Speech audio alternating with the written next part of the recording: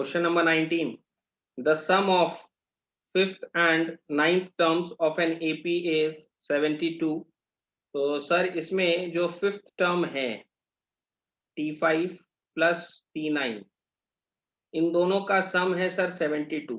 The sum of fifth and ninth terms of an AP is 72 and the sum of seventh and twelfth term. तो ठीक है sir, पहले इसके बारे में बात करते हैं.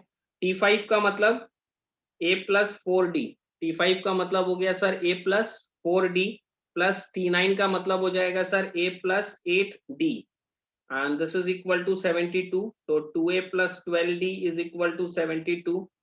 A plus 6D is equal to, इसमें 2 कॉमन ले लिया आपने, 2 कॉमन लेके 72 को 2 से डिवाइड करेंगे तो 36. This is your first equation. Now next अपने को बोला है T7 plus T12. T7 plus T12 करने से 97, यानी A plus 6D plus A plus 11D. तुम लोग को हम पहले भी बोला था T7 मतलब क्या, अपने को डायरेक्ट शॉर्टकट बोलना है. T7 मतलब A प्लस 6D, 12 मतलब 11D. ठीक है, डायरेक्टली अपने यूज करेंगे, अलाउड एवरीवेयर.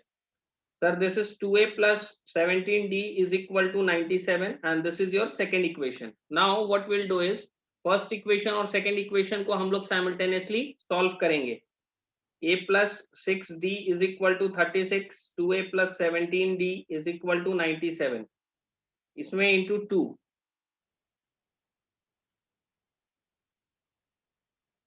और इसमें into 1. So this is 2A plus 12D is equal to 72, 2A plus 17D is equal to 97. Minus minus minus ये कैंसिल हो गया. 12D minus 17D will be equal to minus 5D and this is equal to 72 minus 97. 72 minus 97 is equal to minus 25. Sir D का value अपना 5 आ गया. Now ये जो D का value है इसको अपने फर्स्ट सेकंड किसी भी इक्वेशन में पुट करेंगे तो A का वैल्यू अपने को मिल जाएगा. सर फर्स्ट इक्वेशन में पुट करते हैं इसको. A plus 6 into 5 is equal to 36. Now A is equal to 36 minus 30 which is equal to 6. तो सर A का वैल्यू 6 है, D का वैल्यू 5 है. क्वेश्चन में अपने को बोला था फाइंड द AP. अपने को AP निकाल के देना है. तो सर AP अपने निकाल के देते हैं. First term 6, 6 plus 5 11 plus 5 16. This goes on. So this is the required AP series.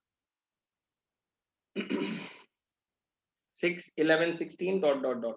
Okay sir, moving to the next sum. Question number 20. Determine the general term of an AP whose seventh term is -1 and 16th term is 17. Sir अपने को general term बताना है. Determine the general term of an AP whose seventh term मतलब T7, और T7 मतलब अपने directly बोलेंगे A plus 6D का वैल्यू -1 है and 16th term is 17. 16th term मतलब T16, यानी कि सर A plus 15D का वैल्यू 17 है. नाउ इसको अपने ऊपर रखेंगे और उसके नीचे इसको माइनस माइनस माइनस, ये cancel. 6D minus 15D, 6D minus 15D करने से -9D is equal to -18. Sir D का वैल्यू आ गया 2. नाउ ये जो D का वैल्यू है इसको अपने फर्स्ट इक्वेशन में पुट करते हैं. A plus 6 into 2 equal to -1, A equal to -13. 6 2 12 होता है, +12 इधर जाके -12 होगा, -1 -12 विल बी -13. सर A का और D का वैल्यू मिल गया. क्वेश्चन में अपने को बोला था डिटरमाइन द जनरल टर्म. सो अपने को इसमें जनरल टर्म चाहिए which is Tn. A plus n-1 into D. So Tn is equal to -13 plus n-1 into 2. So this is -13 plus 2n minus 2. This is 2n minus 15, which is Tn, the general term. So this will be your answer.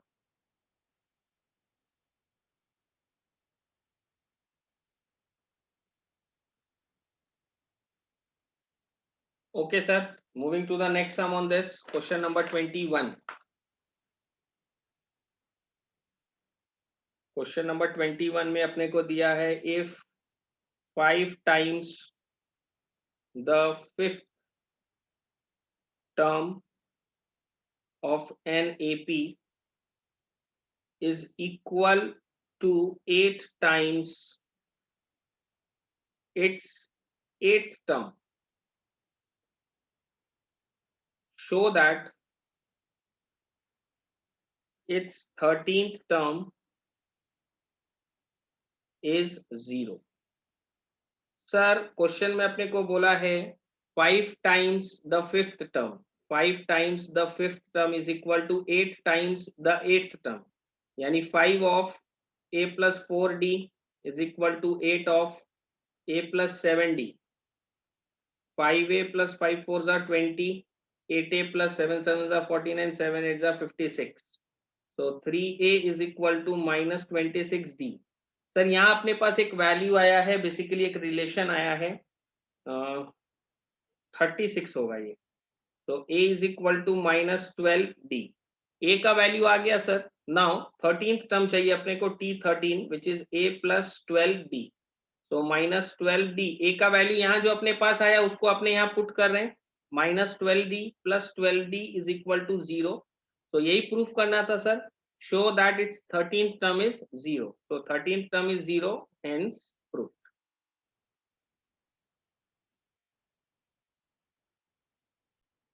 Moving to the next sum on this, question number 22. How many numbers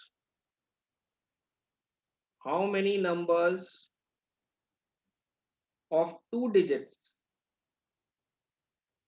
are divisible by 7?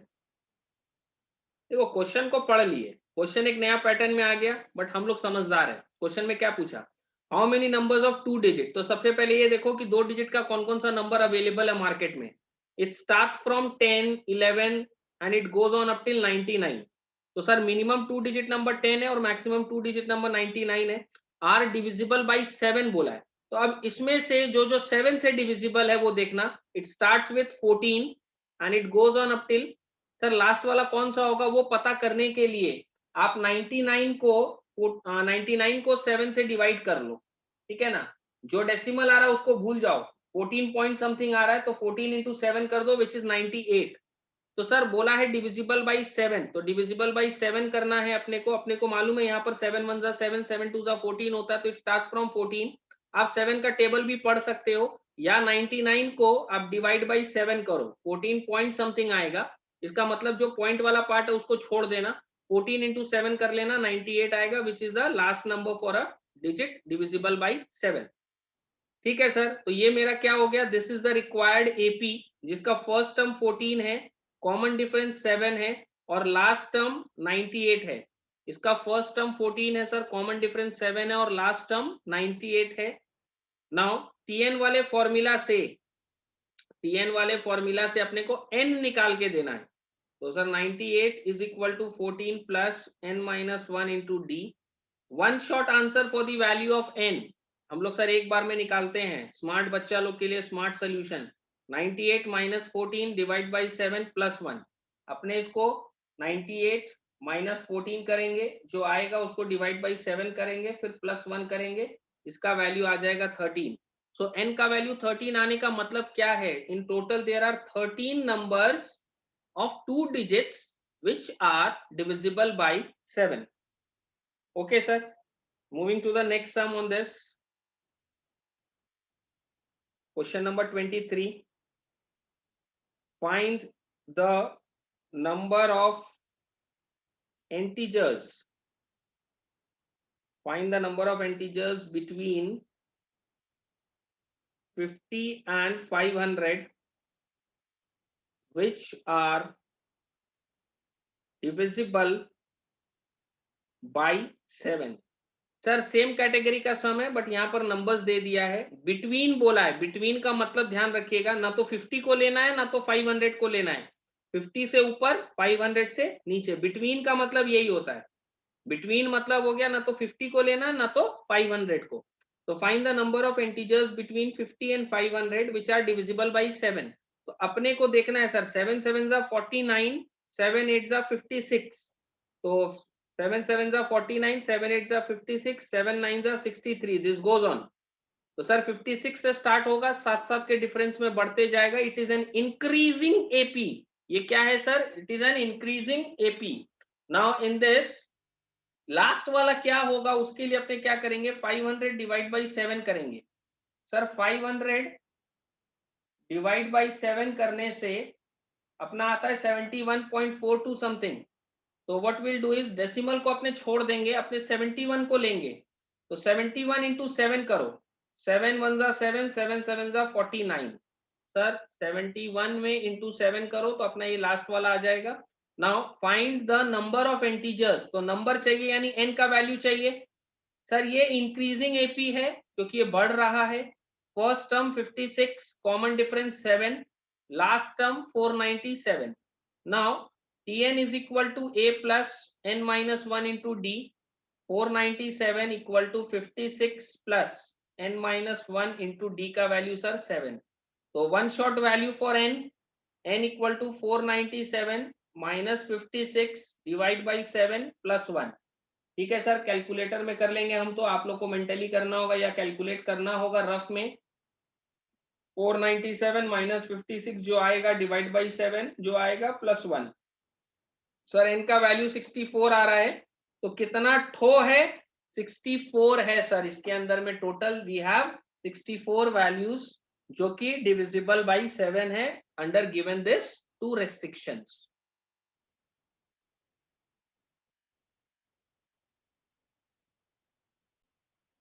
Moving to the next sum, question number 24। Question number 24 में अपने को बोला है to APs, दो ठो APs है, have the same common difference, have the same common difference. Two APs have the same common difference, full stop. The first term of one of these, the first term of one of these is 3, and that of the other is 8, full stop. What is the difference? What is the difference between their, THEIR, there, number 1 second terms, number 2 fourth terms, number 3 10th terms, number 4 30th terms। ठीक है sir, देखते हैं क्या कर सकते हैं इस sum में। Two APs have the same common difference, the first term of one of these is 3। पहला वाला जो है वो 3 से स्टार्ट हो रहा है, and that of the other is 8, तो दूसरा वाला 8 से स्टार्ट हो रहा है। What is the difference between there second term? Sir इनका कॉमन डिफरेंस जो है, इनका कॉमन डिफरेंस सेम है, तो एक काम करते हैं अपने कॉमन डिफरेंस डी ले लेते हैं। तो 3 के बाद 3 plus D, 3 plus 2d, this goes on. 8 के बाद 8 plus D, 8 plus 2d, this goes on. दोनों का कॉमन डिफरेंस सेम है, they have a same common difference. ठीक है सर, सेकेंड टर्म पहला वाला सीरीज का T2 will be a plus n minus 1 into d, तो ये हो जाएगा sir 3 plus d. T2 second term यहाँ पे ऑलरेडी हम लोग निकाल चुके हैं। Second term of this series will be 8 plus d, निकाल के दिखाते हैं, a plus n minus 1 into d, तो this is 8 plus d. Now इन दोनों का डिफरेंस चाहिए, what is the difference between there second term.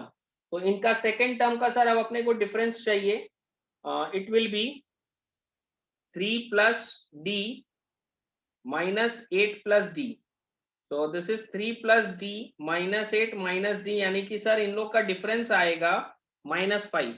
Second term का डिफरेंस विल बी -5। ठीक है sir, difference between their fourth term, तो देखो हम डायरेक्ट निकाल रहे हैं यहाँ पर। पहला वाला सीरीज का फोर्थ टर्म क्या होगा सर? पहला वाला सीरीज का 3 plus D, 3 plus 2d, 3 plus 3d होगा फोर्थ टर्म। और इसका फोर्थ टर्म क्या होगा 8, 8 plus D, 8 plus 2d, 8 plus 3d, ठीक है ना। नाउ इसको जब अपने ब्रैकेट ऑफ करेंगे तो this will be 3 plus 3d minus 8 minus 3d, तो इसमें ये दोनों कैंसिल, कितना आएगा सर -5। अब आप लोग को हम इन शॉर्ट एक बात बता देते हैं, जिस्ट बता देते हैं इसका, किसी का भी निकालना -5 ही आएगा। 10th टर्म के लिए यहाँ पर क्या होगा 3 प्लस 9d, यहाँ क्या होगा सर 8 प्लस 9d, इसका डिफरेंस निकालोगे तो -5 आएगा। 30th टर्म पहला वाला सीरीज का 3 प्लस 29d, दूसरा वाला सीरीज का 8 प्लस 29d, इसका डिफरेंस क्या आएगा सर -5। तो इन शॉर्ट आपको हम बता दिए जो एक का आएगा वही सबका सेम आएगा, बिकॉज ये दोनों सीरीज एक्चुअली सेम है, खाली फर्स्ट टर्म का डिफरेंस है, कॉमन डिफरेंस तो सेम ही है ना। तो जो फर्स्ट टर्म का डिफरेंस है 3 माइनस 8 इज -5, तो कोई भी टर्म्स का यदि आप डिफरेंस निकालोगे तो it will be -5 and this will be your answer. Moving to the next sum, question number 25. Question number 25. A sum of ₹1,000 is invested. A sum of ₹1,000 is invested at 8% simple interest per annum. Calculate the interest. Calculate the interest at the end of 1 2 3 years. 1 2 3 dot dot लिखा हुआ है, years full stop is the sequence of interests and AP question mark. Find the interest at the end of 30 years. थोड़ा ध्यान से सुनिएगा और समझने का कोशिश कीजिएगा। A sum of ₹1,000 is invested at 8% simple interest. सबसे पहला बात तो ये कि सिंपल इंटरेस्ट में हर साल का इंटरेस्ट फिक्स होता है, तो यदि हर साल का इंटरेस्ट फिक्स होता है तो पहला साल के एंड में 1000 रुपया है आपका, ठीक है। पहला साल का बिगिनिंग में आपका 1000 रुपया है, तो ये 1000 रुपया जो है इस पर अपने को 8% मिलेगा, मतलब 1000 इंटू 8/100 इंटू 1, तो आपको 80 रुपया इंटरेस्ट का मिलेगा। मतलब आपका ये बिगिनिंग में है, ये आपका 1000 के ऊपर 80 रुपया, फिर नेक्स्ट ईयर 1000 के ऊपर फिर 80 मिलेगा, फिर नेक्स्ट ईयर 1000 के ऊपर फिर 80 मिलेगा। फर्स्ट ईयर के एंड का अमाउंट कितना होगा सर 1080। सेकेंड ईयर के एंड का अमाउंट कितना होगा सर 1160। थर्ड ईयर के एंड का अमाउंट कितना होगा सर 8 के टर्म्स में, 80 के टर्म्स में ये बढ़ रहा है, तो 80 160 240। तो यहाँ आप देखिए कि ये जो आपका सीक्वेंस चल रहा है ये एपी है, because there is a constant common difference of ₹80, क्योंकि इंटरेस्ट हर साल का फिक्स होता है। तो सर इसमें अपने को पूछा क्या है, calculate the interest at the end of 1 2 and 3 years, तो ये रहा 1 2 एंड 3 इयर्स डॉट डॉट बताया था ये लोग, तो अपने भी डॉट डॉट कर देंगे। Next is the sequence of interest, तो पहला साल में आपको इंटरेस्ट मिला 80, दोनों साल का मिला के आपको कितना मिला सर, ये फर्स्ट ईयर का हो गया I1, I2 आपको 2 साल का मिला के कितना हो गया सर 160, फिर 3 साल का मिला के 240। तो ये जो सीक्वेंस है इंटरेस्ट का, ये सीक्वेंस इंटरेस्ट का जो है इट इज अ एपी, और इसमें कॉमन डिफरेंस कितना होगा सर 80 का। तो यही पूछा था, is the sequence of interest an AP, yes the sequence of interest is an AP. Find the interest at the end of 30 years, तो अपने को चाहिए सर ये 80 160 240 total interest at the end of 30 years अपने को चाहिए। तो अपने क्या बोलेंगे 80 करके हर साल मिलेगा, ये सब में कहीं एपी नहीं लगाना, ये नॉर्मल एक सम है विदाउट यूज ऑफ एपी, खाली एपी का एप्लीकेशन दिखाना है। हर साल आपको 80 रुपया करके इंटरेस्ट मिलेगा, 30 साल में कितना मिलेगा आपको 2400 रुपया। So this is the interest at the end of 30 years which you will get. Moving to the next sum, question number 26. Question number 26 में अपने को बोला है in a flower bed there are 23 rose plants. In a flower bed, there are 23 rose plants in the first row. बोला जो पहला रो है उसमें 23 रोज प्लांट्स है, comma 21 in the second row, second row में 21 है, 19 इन द थर्ड रो, ठीक है sir, and so on, there are 5 plants in the last row, ठीक है sir, 5 plants in the last row. How many rows are there in the flower bed, in the flower bed. ठीक है sir, question हम लिखते समय ध्यान से पढ़ लिए थे.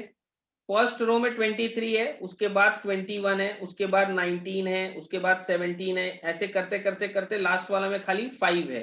तो ये इस तरीके का डिजाइन है इसका, 23, 21, 19, 17 गोज ऑन, लास्ट वाला 5. तो सर ये एक्चुअली डिक्रीजिंग एपी है. कौन सा एपी है सर? डिक्रीजिंग एपी है. डिक्रीजिंग एपी क्या होता है sir? 23, 21, 19, this goes on, last वाला 5 है. ये अरिथमेटिक प्रोग्रेशन है, एपी है, but it is a decreasing AP. Sir decreasing AP में हम लोग क्या बोलेंगे? फर्स्ट टर्म 23, और डिक्रीजिंग एपी का मतलब कॉमन डिफरेंस जो है वो नेगेटिव आएगा. लास्ट टर्म इज 5, tn का value is 5. Now tn is equal to a plus n minus 1 into d.